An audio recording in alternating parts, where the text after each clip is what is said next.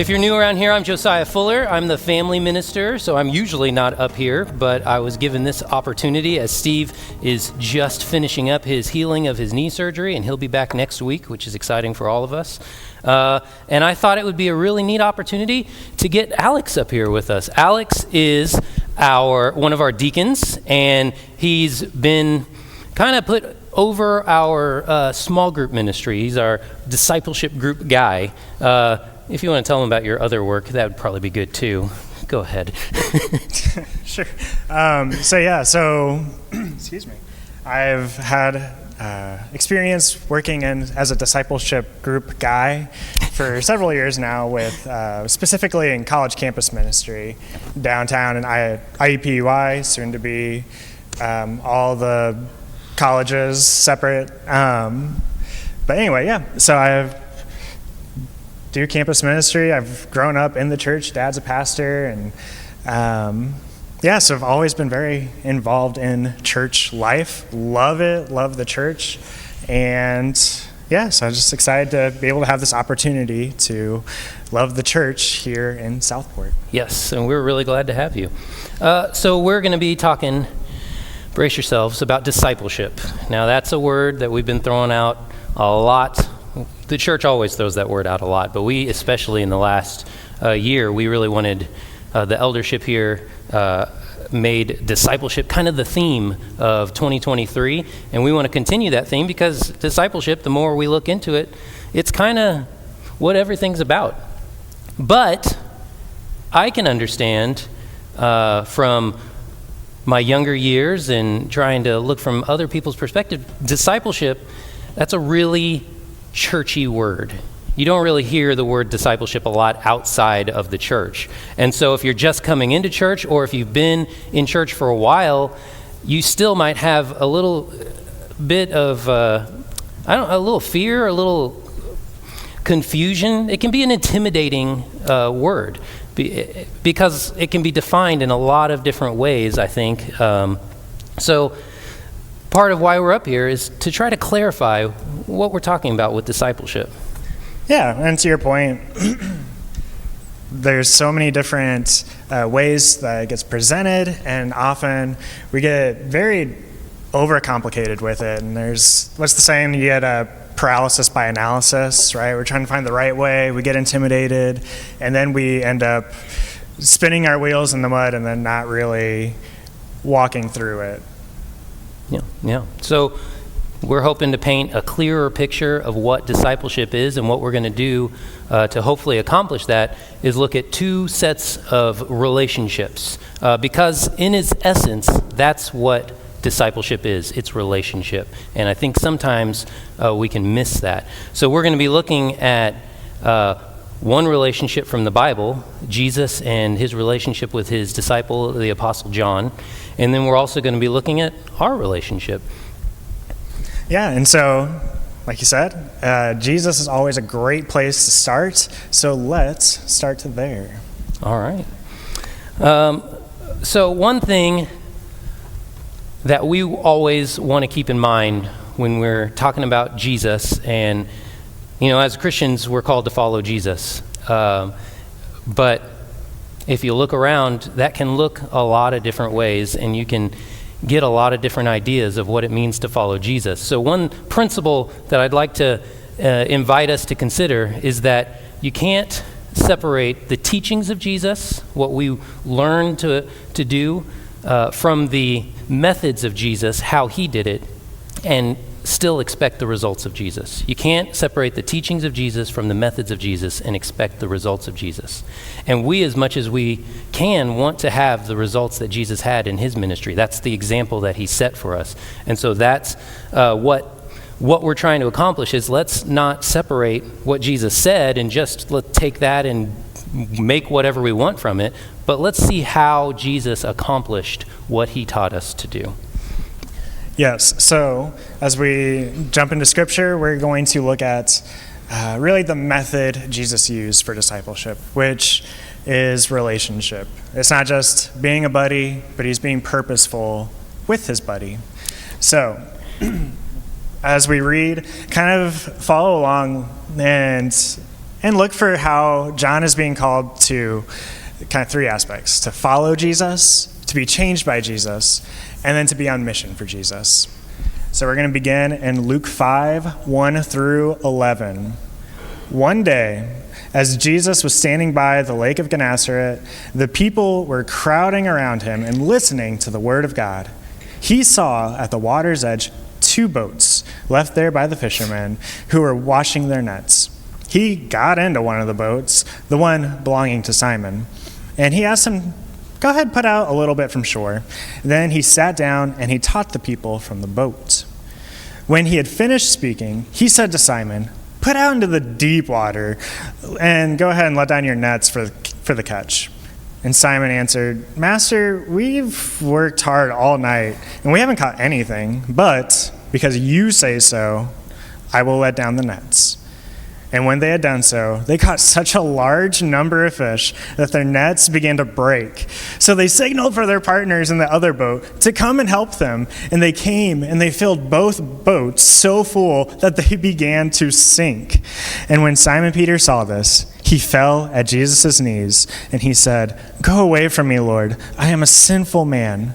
For he and all his companions, they were astonished at the catch of fish that they had taken.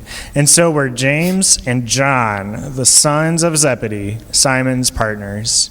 Then Jesus said to Simon, "Don't be afraid. From now on, you will fish for people." So they pulled their boats up on the shore. They left everything and they followed him. So this was kind of John's unofficial introduction to Jesus. I mean, it was a pretty big deal to be able to experience this miraculous catch, this amazing thing that he did for them. And since then, he dropped everything and he followed Jesus. But as we are going to see in the next couple of verses we're going to read through, he started out on fire for Jesus, but kind of on fire in all the wrong ways. So we're going to skip ahead to Luke 9, 46 through 56.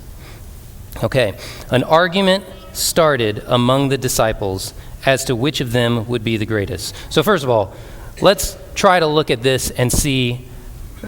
We're going to see who John is right now and where his head's at, but also let's see how Jesus, through relationship, addresses some of the things that John needs to work on. So an argument started among the disciples as to which of them would be the greatest. Jesus, knowing their thoughts, took a little child and had him stand beside him. Then he said to them, "Whoever welcomes this little child in my name welcomes me. And whoever welcomes me welcomes the one who sent me. For it is the one who is least among you all who is greatest."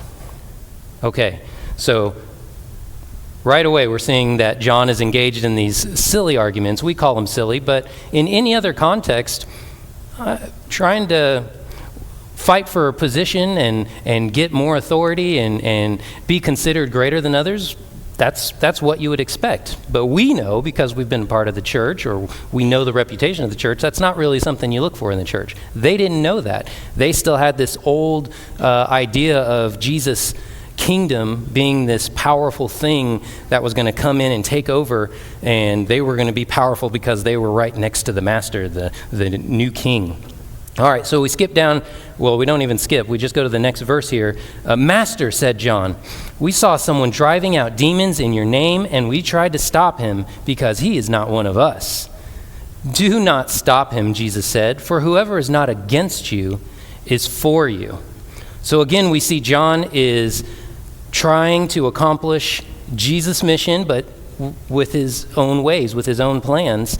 And Jesus is gentle with him. And the reminder he gives me here, this is a struggle that I have sometimes working in the church, is it's hard not to look at other churches down the road as a bit of your competition. Someone's got to decide to either go to their church or come to your church. You want them to come to your church, so we got to make them look bad so that we can look good, so that we can have more people come to our church. That's not what I'm supposed to be thinking, but that's a big temptation that I deal with. But listen to what Jesus says: "For whoever is not against you is for you." Yeah, they might have some different doctrines. They might have some different ways of doing things that I don't completely agree with, but they're for Jesus. And if they're for Jesus, then they're working on the same mission that I'm working at. They're just coming at it a different way. All right, one more little bit here. Let's see how John handles this.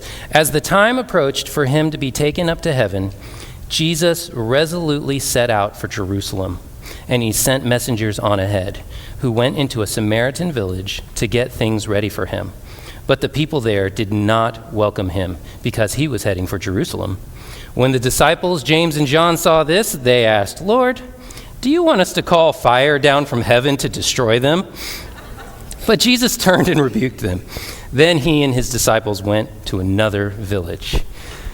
John had an idea, and Jesus has to continually come back to him and correct his thinking and redirect him and guide him to where he should be thinking.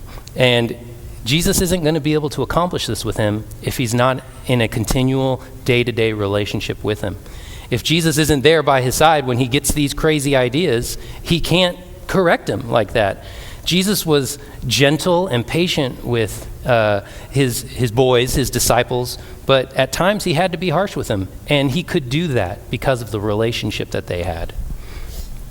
Excuse me. And now, as we jump down to Luke 17, we're going to see some of Jesus' personality and how he views people. And this is something that John gets to see. So Jesus said to his disciples, "Things that cause people to stumble, they're bound to happen. But woe to anyone through whom they come. It would be better for them to be thrown into the sea with a millstone tied around their neck than to cause one of these little ones to stumble." And when Jesus is talking about these little ones, he's not just talking about kids in general, but we get really a hint a couple chapters earlier in Luke 15. He's talking about people who are truly trying to follow God and come to Jesus. These are the little ones. Yeah, and we're fortunate. So we looked at John early on in his relationship with Jesus, and then we get a sample of how Jesus talked to them and trained them and taught them. And the New Testament gives us this opportunity to see how John turned out at the end, because he wrote some letters in the New Testament. And so we're going to look at 1 John 3, 1 through 3, and see how John's language now is so vastly different from his language before. He was calling fire down from heaven, or hoping to. He was telling people not to talk about Jesus. He was arguing about who was the greatest. But now listen to how he talks to his disciples, to the churches that he's pouring into. "See what great love the Father has lavished on us, that we should be called children of God. And that is what we are. The reason the world does not know us is that it did not know him. Dear friends, now we are children of God, and what we will be has not yet been made known. But we know that when Christ appears," I really wanted that word in there, "we shall be like him, for we shall see him as he is. All who have this hope in him purify themselves just as he is pure." So he goes from, don't talk about Jesus if you're not part of us. We're going to call fire down from heaven. Now he's calling people dear children and dear friends, and talking about how God has lavished his love on us. Such a transition. John has gone through this process where he has followed Jesus. He allowed himself to be changed by Jesus, and now he is on mission for Jesus, and he's helping others through that same process. Yes, so Jesus passed on discipleship, this discipling relationship, through a discipling relationship. And so it continued, and has continued for thousands of years. And now we are called to make disciples, as Jesus is the true discipler. But not all discipleship relationships look the same. When you look at my relationship with Alex, I'm not Jesus, and he hasn't gone through quite the journey that John has gone through, as far as I know. And that's okay. We're going to have a lot of different relationships. But if you look at us, we actually have a lot in common. We're both preachers' kids. We both grew up in the church. We both went to Bible college. And really, we were both on mission working in the church before we even met each other.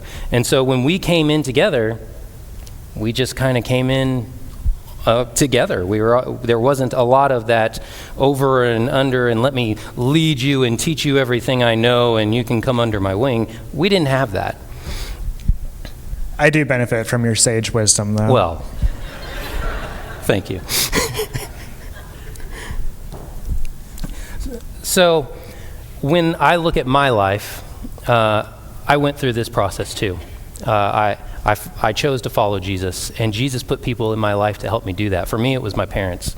My parents played such a role in my childhood and bringing me up in the church. They set such a model of how to follow Jesus, how to love well, and how to live well, that it was an easy decision for me to make him my Lord and Savior because I saw that in them and I saw what difference it made in their lives. And then as I got older, of course, my parents continued to work with me and help me be changed by Jesus. Jesus used them, but he used other people as well. I had a youth minister in high school named R.D. Cogswell, and he wasn't my church's youth minister. He was a youth minister at Mount Pleasant Christian Church.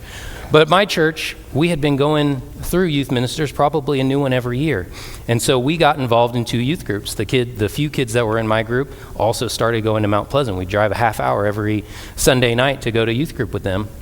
And just being able to see the difference that someone who is trained and loves his church and his kids well, the difference that made in that group, that they were a healthy, thriving community of young people looking toward or figuring out their relationship with Jesus. When I didn't really have that a lot at my church because of the difference, it made me want to go into youth ministry.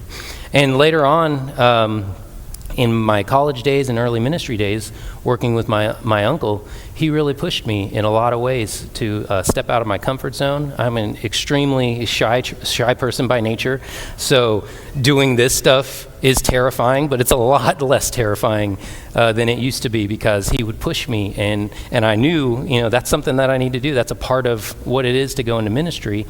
And he always kept me grounded with the Bible and knowing God's Word. And so throughout my life, I've had different people come in and come out that really poured into me. And Jesus, I'm certain of it, used them to shape me, to disciple me. And now I get to be on mission with Alex, with others. But at this point in my ministry, I'm still being changed by Jesus. I'm still choosing to follow Jesus. But now that I'm on mission, man, the person who's been by my side the most is my wife. And we've been through a lot of ups and downs together. But she's always been there to encourage me. She never let me go. Ministry's hard, but it's a lot easier when you have someone by your side. Sorry, it's your turn. Like Josiah said, following Jesus started kind of early for me just because, again, I had the opportunity to have so many positive Christian role models in my life. My parents were huge in me deciding to follow Jesus, and obviously they played a huge part in me being changed by Jesus, but the person I'm going to focus on is a man named Paul Stearns. So it started when he was just gotten back from the Navy and decided he was going to invest in this church and be a volunteer with the youth group. And I happened to be a youth in that group. And again, similar personalities. Paul decided for some reason to invest in some shy, nerdy kid, and he never sat me down one day and said, "All right, Alex, here's the thing. You're my disciple now. I have learned all there is to know, and I am going to impart my deep wisdom upon you." No, he didn't make it overly formal like that, but what he did was he invested in the relationship. He would bring me along to all the different things he would do, whether he was helping set up for events at church, and we loved going to Chinese buffets and playing putt-putt. And it wasn't just we were having fun, but all along the way we were having conversations of, when we were doing events, he would help me find the joy in the little things, like see the bigger picture of what we're doing and why we're doing it with the attitude that we're doing it. Paul is one of the most joyful humans I've ever met in my life.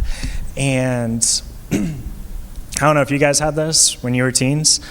When I was a teen, I didn't always understand the world around me as well as I thought I did.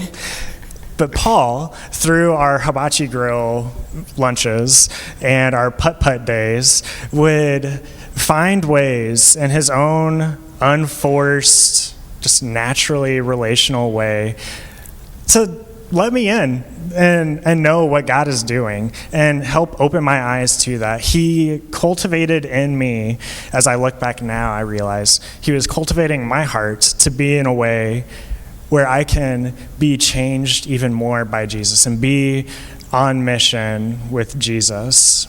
And so now that I'm on mission, like Josiah, like my wife is my main mission buddy, and we've been able to do this for a few years now.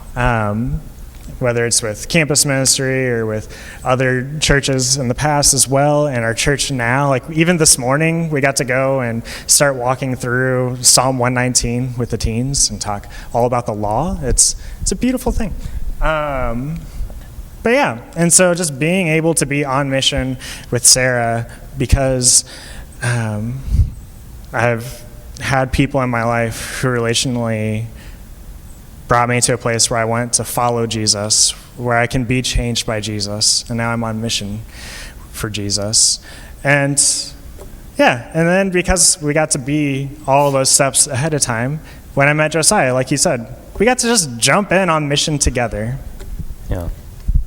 Yeah, so in our relationship, my role, as I see it, or as I saw it, was I came here from a church that we were both a part of. I was working at that church, and he was, the church had a relationship with the ministry that he worked with, so he was kind of on mission to help support the church and just be a good part of it. And things didn't end well with that church, so I left there to come here, and as soon as I got here, I wanted to bring Alex with me. I wanted to bring Alex and Sarah with us. And so I started figuring out ways strategically to get him plugged in over here. I started inviting him to small group and trying to tempt him over to us. And then once he got involved in small group, visited the church a couple times and started to show more interest, then I started bugging Steve about, hey, this guy, this friend of mine, he's really good with small group ministry. That's what he does. That's his job. We could maybe use him around here. And started talking to the elders and the other ministers, and just trying to do what I could to pave the way to get him plugged in, because I knew him, and I know Sarah, so I knew their potential. And I knew that we could really benefit from their potential, but I also knew my church, and I knew that this was a good place for them to come. Yeah, and my role with that was to recognize just how, like, listening to the way Megan and Josiah were talking about you people after the experience we had had with them was incredibly reassuring for us, because we're trying to figure out, okay, where are we going to plant our roots? We're living out in Avon and looking to start a family. So where are we actually going to settle down? And so for us in this relationship was seeing how much they loved you guys and how much they were feeling the love from you and being supported by you. And then recognizing the excitement for the future of being here long term. And so now as Sarah and I, we always tell people we got tricked into coming here because in the small group we do a game night once a month, and they made chicken tender subs, and so we just stayed one day, hung out with them, and really liked the people a lot more than we wanted to. and here we are 3 years later. Amazing. And now we're here together. We're on mission together, and we get to encourage each other, challenge each other, bounce ideas off of each other, cover for each other. Relationships they just make following Jesus so much more enjoyable, so much more hopeful. It's just so much more fun. And if you know me, anything I do, I want to have fun doing it. So having fun in the walk for Jesus, it's not always easy, but it's a lot easier when you're in relationship with others, going alongside each other. Yes. So what we're really hoping you guys get out of this is that discipleship does not have to be overly formal, and it's not all on you. It's not all on one person. You saw our stories. There's multiple people along the way, and playing different roles in the different parts of where we are in our relationship with Jesus. So just realize that you have relationships that have the potential to be pointed even more intentionally towards Jesus. Yeah. You're going to have people that play the role of Jesus in John's life. You're going to have Jesuses come into your life that play that discipling role, that look to you, love you, pour into you, and challenge you to grow. And then you're going to have opportunities where Jesus wants you to be that for them. Jesus is going to put Johns in your life where it's your chance to share with them. Not share things that you don't know. Not share stuff because you had to go to Bible college or you had to go to Sunday school for 47 years to make sure you knew everything first. No, it's share what you know. Share your life with them and let God use that. And then God's also Jesus is going to give you people that are like an Alex or a Josiah for you that you can just be with, and you can encourage each other and build each other up and push each other along, because we all go through those tough days, and man, do we need someone that we can lean on, cry with, just get us out of bed to face what's ahead of us. So the difference in any relationship and relational discipleship is what intentionality. Are we intentional? Are we making sure that in this relationship we're pointing towards Jesus, not just pointing towards something that's in the distance? Are we pointing people toward Jesus when they're going through tough times and saying, maybe God's trying to use this to show you something? Are we pointing people towards Jesus in the good times of, hey, we're having a high in life right now, and we need to thank our God and share it with others. Being intentional makes all the difference in the world, and it doesn't have to be hard. It doesn't have to be scary.